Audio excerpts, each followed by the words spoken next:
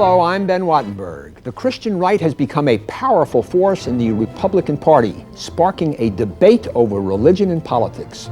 Joining us to sort through the conflict and the consensus are Michael Cromartie of the Ethics and Public Policy Center and editor of the forthcoming book, Disciples in Democracy, Religious Conservatives and the Future of American Politics, Randall Balmer, Associate Professor of Religion at Barnard College and author of Mine Eyes Have Seen the Glory, A Journey into the Evangelical Subculture in America, Larry Sabato, Professor of Political Science at the University of Virginia, and historian Michael Kazin of the American University and author of the forthcoming book, The Populist Persuasion, An American History. The topic before this House, the Christian right in American politics, this week on Think Tank.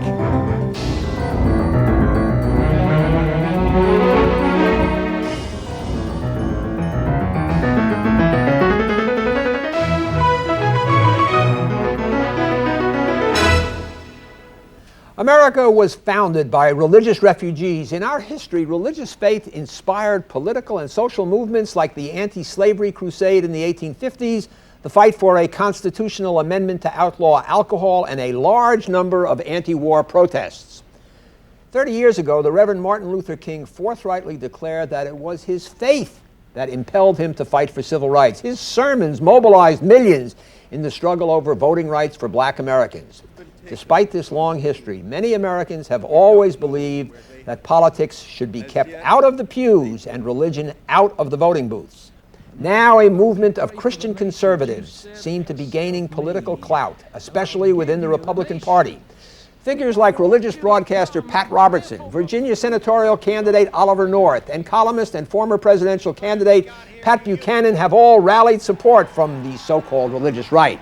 That has caused consternation among some Republicans, and at least some experts think it offers a political opportunity for the Democrats. Recently, Congressman Vic Fazio, chairman of the Democratic Congressional Campaign Committee, characterized the movement as radical and intolerant. He warns that the Republicans accept the religious right and their tactics at their own peril. That is what the American people fear most. But do they?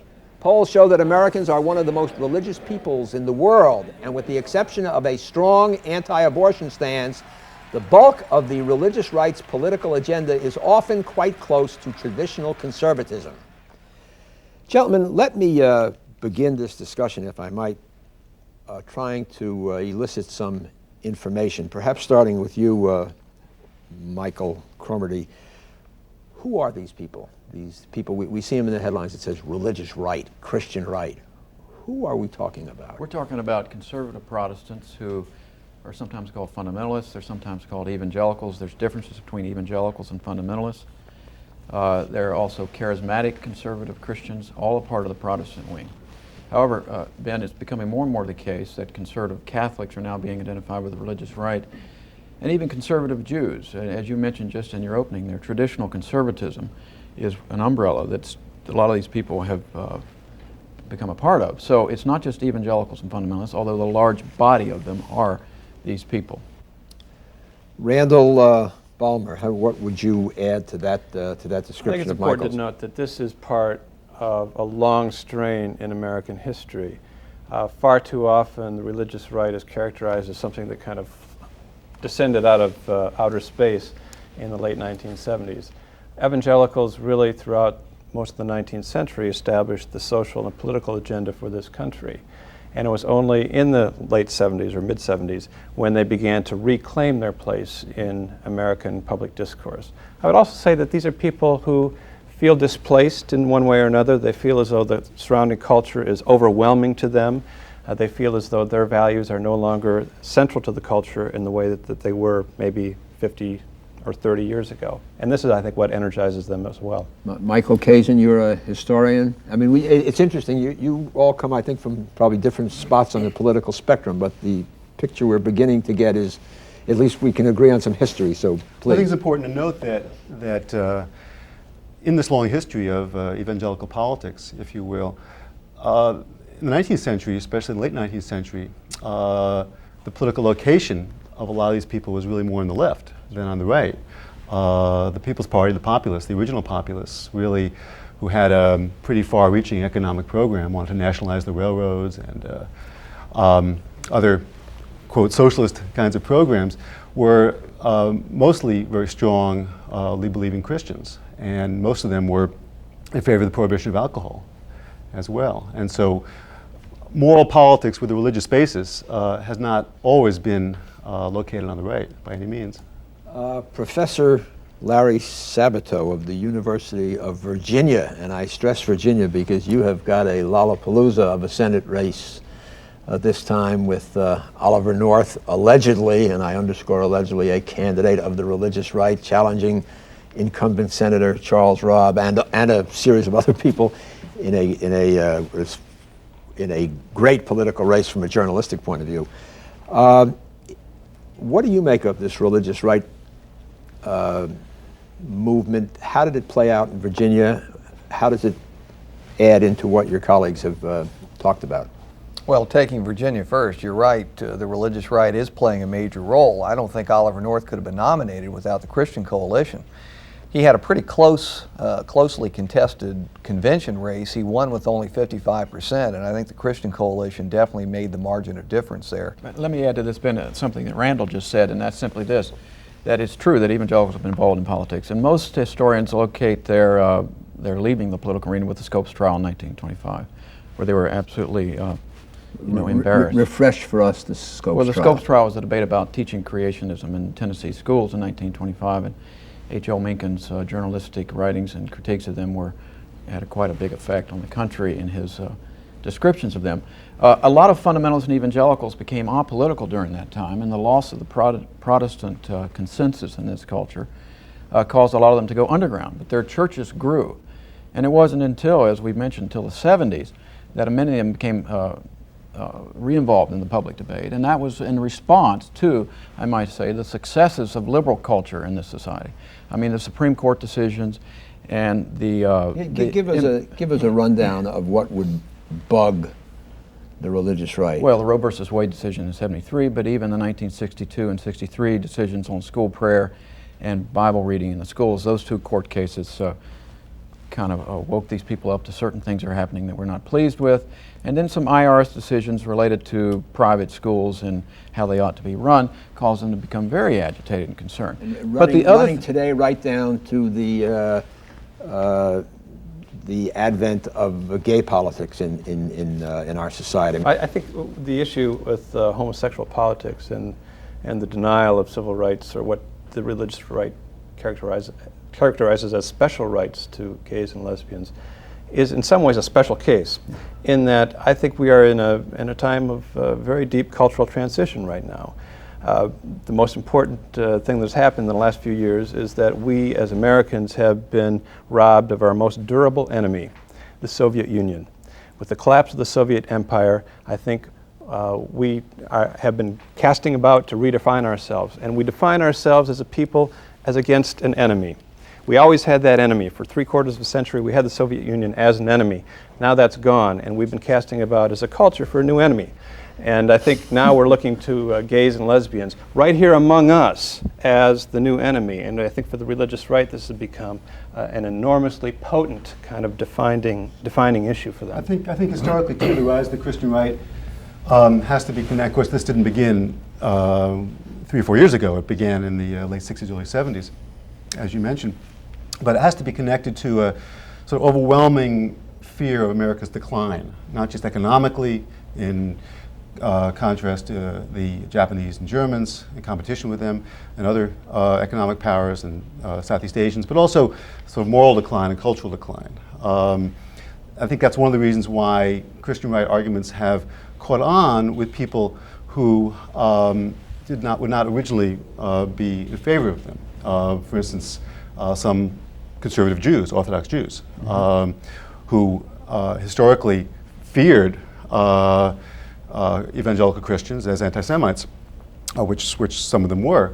But it's astonishing, I think, to historians to see how wide-ranging this feeling is and how ecumenical in many ways it is. Larry, you saw these people at work. Do you regard them as dangerous zealots or intolerant? Look, you've got some zany and zealous elements in this movement, as you do in almost any. And I think the press naturally focuses on the more extreme elements. For example, Jerry Falwell sending out that ridiculous video claiming darkly that Clinton had been involved in a half a dozen murders here and there. I mean, this is absurd.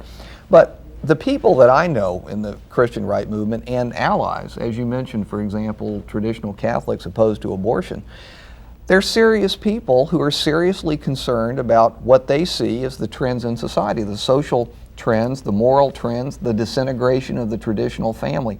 I don't know that I think you're right. There is partly a reaction to what they perceive of as a threat, such as gay rights. But it's also the other side of the coin is their concern about the disintegration of what they regard as the fundamental organizational element of society, the traditional family. And I think that has a legitimate place in the discussion and debate, and I think they add something important there. On this side of the aisle here, do you all think they are intolerant and bigoted? I would agree with Larry that they are sincere, well-meaning people. I mean, speaking about the rank and file, I'm not so sure about the leaders sometimes.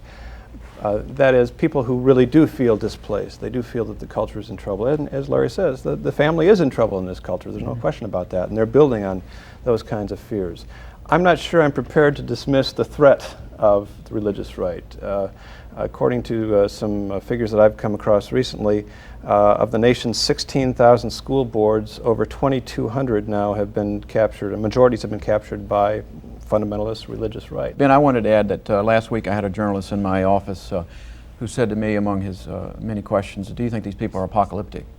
Apocalyptic about their descriptions of the social crisis in this country. And I said, well, I would say they were if it weren't for the fact that Daniel Patrick Moynihan, William Raspberry, Charles Murray, and any number of social scientists have shown us clearly that we're in a bad situation. And Randall Balmer has just admitted it. I mean, not admitted it. I mean, it's pretty common knowledge that. Sure. Exactly. And I think on this point, Ben, one of the ironic points that the religious right needs to pay attention to is that a lot of these problems are cultural and not political, and that there needs to be a lot of cultural persuasion and debate that goes on, and that the law is really not going to get at certain family problems. It just can't. And so one interesting thing is that the religious right is being more and more motivated by cultural crisis and trying to find political solutions to those cultural crises. And in some ways, it can provide a stopgap, but it won't solve the problem of family. You're saying it's not the economy, stupid. The problems, the political problems in our society are cultural. Well, not all of them. I mean, I don't want to argue that politics and changing the law on certain things won't affect things. I mean, racism is a cultural problem, but the civil rights movement was very important in making it illegal to discriminate against. Let me ask you a question. At the Houston Republican Convention in 1992, the media, the mainstream media, mocked the idea of cultural politics. Now here we are 2 years later, and everybody, right to left, is talking values, values, values, values. Donna Shalala goes up and says, Dan Quayle was right about Murphy Brown. Bill Clinton has in effect said that. What on earth has happened? Is Clinton what's driving this renaissance of traditional values?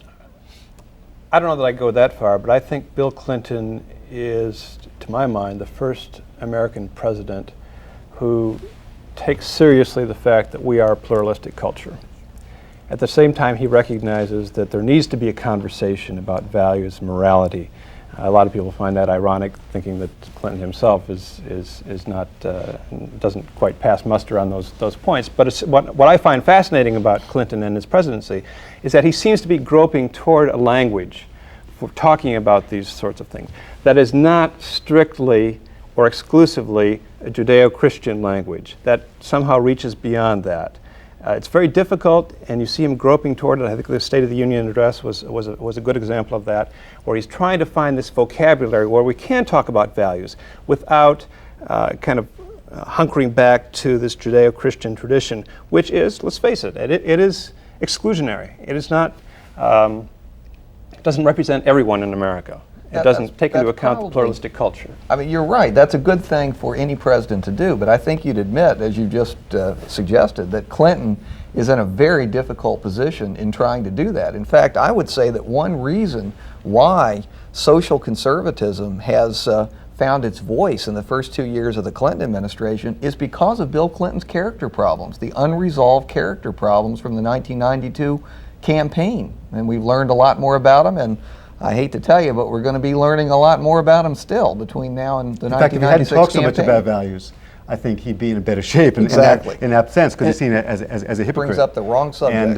But I think that Randall's right that what he tried to do, and he hasn't done it very effectively because of a lot of other problems he's had, is to give the left in the broad sense, liberals, the left side of the political spectrum, a language of values, which it didn't really have. That's one of the reasons the Christian right was able to make gains, I think, in the 70s and 80s as well. By the way, Michael, somebody used the word here that the Judeo-Christian tradition was exclusionary. You buy that? no, I don't, in that sense. It's exclusionary theologically, but it's not exclusionary politically. It doesn't have to be exclusionary politically. It doesn't have to be, but look at Robertson and Buchanan at the 92. What was exclusionary about what they they were talking about this culture war, how the culture war is, Randall, as you well know, the culture war is very real in this society. But if you read the Democratic Party speeches, say by Jerry Brown and Jesse Jackson, you would find them no less extreme than what Buchanan and Robertson said. But that's the point, Ben. Both sides are intolerant. The secular left and the religious right have strong elements of intolerance in there. And hopefully the political process will tame those elements of intolerance, it has which already. is what normally happens. Larry, as you know, it has already tamed those elements. And there are people in this movement who are intolerant. However, the people who are most intolerant right now, in my view, is the liberal culture and liberal media, who I think take the religious right more seriously than they should and give them more power than they have. No, the most intolerant convention in my mind was the Democratic convention would not allow a governor of the largest state in the country, namely Governor Casey, even give a speech because he was pro-life. Now that's intolerance. Well, there was intolerance at both conventions. I think that's a fair Hey, statement. but Republicans would not allow now it's interesting a to say homosexual to talk about homosexual rights in a positive way either. Well, it's interesting if a person is accused in this politically culture to be intolerant if he holds a normative ethic about anything. If you have a transcendent viewpoint about something and say, I will tolerate something but I won't have to accept it, you're accused of being homophobic or intolerant. I think that's unfair. Well, but the point that I think we can draw from part of what you just said is that in the American system, in American politics, mobilization begets counter-mobilization. Exactly. And that's what we're seeing again. Yeah. The religious right is begetting a movement just starting on the left among religious people to counter-organize. And that's all to the good. They don't have the Let's, numbers, though. I might mention, they don't have the numbers. Not yet. Let's get down to some brass tacks. We got an election coming up this year. Are the people in the religious right going to get what they want? Are they going to be a plus or are they going to be a minus for their party, for the Republicans? Gentlemen? Well, I think it cuts both ways. I mean, Larry's the expert in this, but I think it cuts both ways because on one hand, they take votes away from lower middle class people, working class people who, on economic grounds, should be Democrats. On the other hand, so that's a plus for the Republicans. On the other hand, they certainly help Democrats when you hear this kind of, I think, intolerant talk anyway. So I think it cuts both ways. I'm curious what Larry thinks about Oliver North and his appeal in these terms, though. Well, more generally, I think this year the religious right is going to be a big plus for the Republicans. That's because it's a midterm year. If it were a presidential year, I'd conclude otherwise for the following reason. In a midterm year, you've got 36, 37, 38% of the people voting overall. But the religious right really activates and excites their membership, and their turnout, my guess, is going to be over 50%. That means everybody else's turnout is really about a third of the electorate. Therefore, they'll add a few percentage points to candidates they support. But a presidential year is another thing entirely. Turnout is much higher, and I think it's much closer to what you're saying. It's closer to a wash with the pro and anti-religious elements combining in a way that doesn't really give a net electoral advantage to either party. You have said that we are overestimating their numbers. Is that what you think? I do. I mean, we're talking about a quarter, at the most, a quarter of the American voting population, at the most. That's a lot of people, but they're not going to take over the Republican Party. That's a myth, and they're not going to take over the country. So they're not a threat to the Republic if you're not going to take over the country.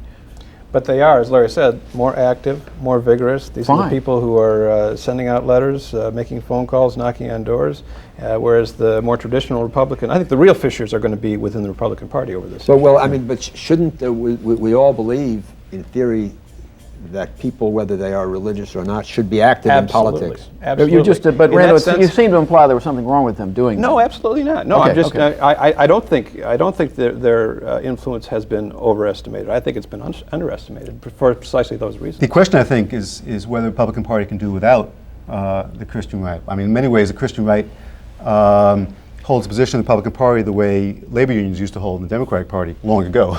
That is, it's the most committed core of supporters. They get out precinct walkers. It's the grassroots strength. And a recently, party needs grassroots strength. And recently they have shown some sophistication in supporting pro-choice Republicans who are conservative otherwise. That makes them Like Kay Hutchinson in Texas. Kay Hutchinson and Paul Coverdell in Georgia, which makes them, I mean, my own view is that bringing people into the political system knocks off a lot of the sharp edges and makes people, that's what our pluralist system does. It lets people get along. They find that out pretty quickly too, Ben, and I think in the last decade we've seen that history, that kind of shaping occur to these people and the nuancing of their arguments. They learn lessons, they make mistakes, but they take their lumps, but they've nuanced their arguments much better, and they've realized that politics is not church politics. They're not dealing with people with the same theological orientation. You have to build bridges and coalitions and learn how to be prudently a compromiser. And really the tip-off for the Christian right, the fact that I think they have realized political reality, is the fact that they have supported pro-choice candidates. When I saw that happening, it really was an eye-opener, I think, for me and for a lot of people. The fact that they would be willing to support candidates who would vote to keep the abortion laws much as they are, or even liberalize them. Which means they're not just a single issue coalition. And in response to what Michael said, I would agree. I think the Republican Party needs the religious right, and the religious right needs the Republican Party. Mm-hmm. And I think they're both going to find that out and learn how to work together. I think that's already happening. This kind of softening of the edges, I think, points out to me the deficiencies of this whole culture wars paradigm, which is a very dualistic view, one side or the other. And it seems to me that you're right, exactly. The political process breeds compromise. In order to get anything done, you have to have compromise. What do you all agree upon and what do you disagree upon? Mr. Kazin. Well, I think we agree about the significance of the Christian right politically and the fact that its presence is not something new on the historical political scene. And I think we agree about some of the reasons why it arose when it did. I think we disagree probably about the virtue of its positions. We agree that virtue should be in politics perhaps, but we don't agree on the virtue of this particular political force. That's my reading of it anyway. I think we agree that most of these people are sincere, well-meaning, well-intentioned people. Many of them are my friends. I travel around the country a good bit. Well, you would not regard yourself by any means as I don't. You'd be on the other side. I don't fall into the conservative camp politically. I think what I hear coming from the religious right is a lot of moralistic language. And I don't think Jesus was a moralist. So you see, we disagree with we disagree about what these people are saying. Randall's suggesting there's a lot of moralistic language that there is, but there's a lot of moralistic language coming from a lot of people who are not parts of the religious right, because we have a lot of bad moral problems in this country that are rooted in policies that have been put in place by liberal politicians that a lot of people across the board are suggesting that have had a detriment to the family. And I think we also disagree about what the word tolerant and intolerant is. And I think there's intolerance on all sides. Larry, wrap it up for us. I agree with all the agreements and disagreements. I think that we agree that participation in American politics is not only a good thing, it's the only way in our system for these sorts of views to be heard. I think we disagree about whether in the end this is going to be a healthy thing for the political system or not, and I personally believe that it will be very healthy for the system and also for these groups because they are learning reality as opposed to ideology and doctrine. Okay, thank you, Larry Sabato, Randall Balmer, Michael Cromartie, and Michael Kazin. And thank you. As you know, we have enjoyed hearing from you. Please continue to send your comments and questions to the address on the screen.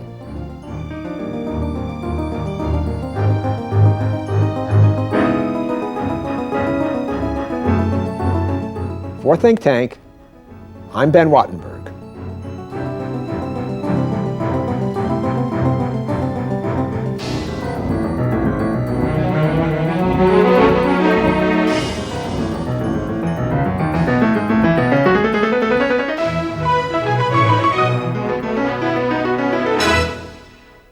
This has been a production of BJW Incorporated in association with New River Media, which are solely responsible for its content.